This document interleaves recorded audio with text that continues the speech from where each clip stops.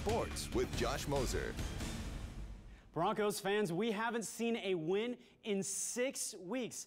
Denver vying for the worst record in the NFL, but hey, that means they could get the first pick. So the Broncos looking for a win today against the Texans. Tim Tebow getting his second career start. We're going to pick this one up in the fourth. Broncos down 23-10.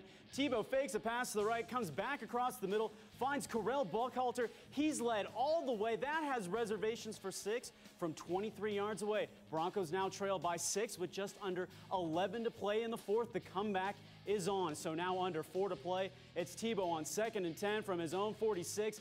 Hooking up with Brandon Lloyd. That puts Denver into Texan territory. So now after a pass interference penalty, it's Tebow looking for anything, but he can't find anybody. So he's going to do this one himself, finding the corner of the end zone. They add the extra point. That puts Denver up 1 with 3 minutes to play. Denver loving it. So all Neil Rackers has to do is put one through the uprights. But instead, Matt Schaub getting a little overzealous. His pass is going to be picked off by Sidquan Thompson. And it's the Broncos. They survive and get their first win of the month of December.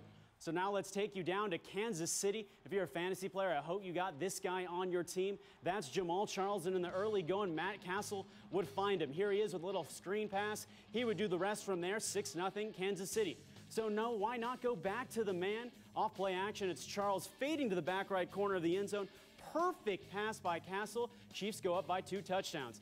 Tennessee could never get it going. Castle looking like he's fully recovered from having his appendix removed. Here he finds Dwayne Bowe. He goes untouched through the second level, and then it becomes a foot race. This one goes for 75 yards, and that clinches the AFC West for the Chiefs. They remain undefeated at home this year. They win big, 34-14. So now my favorite part of NFL Sunday, it's today's real deal, and this one is all about Jacoby Ford. Between this guy, Devin Hester, throwing some Deshaun Jackson, I bet we've been watching a lot of great football this year. So on the opening kickoff, Ford from his own 1-yard line, he starts up the middle, breaks right, and hit that X button because he hits the turbo, and then the kicker doesn't have a chance. Looking like a Ford GT5 on this one. He goes 99 yards untouched, but the Raiders fall at home. 31-26.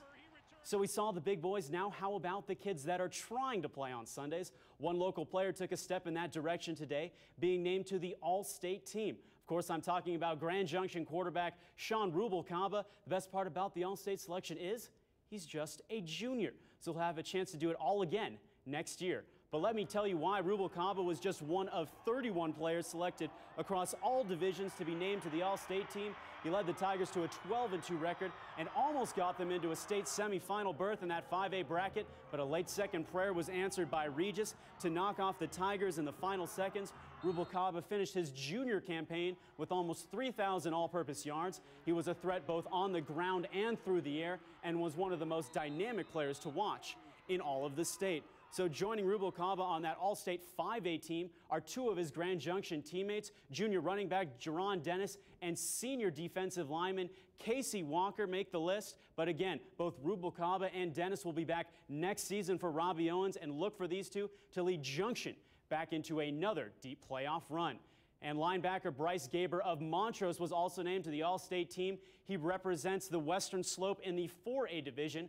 And then the good friends from Glenwood Springs, the 2 seniors, Luke Jacob and Nick Chiani, get the All-State nod after an impressive run to the 3A state championship. Congratulations to them. And then in the 2A division, it's Kyle Pyatt taking home the Player of the Year award, and his coach Ryan Korn wins the Coach of the Year honors after leading Olathe to the state 2A championship this season. And finally, that 1A division, it's the secondary of Hotchkiss, and then Blaine Eschner, the wideout from Paonia, getting the all-state selections. So a quick note, the Nuggets fall to the 76ers tonight, but they'll be back on the floor on Tuesday. So that'll do it for me in sports. We'll be right back.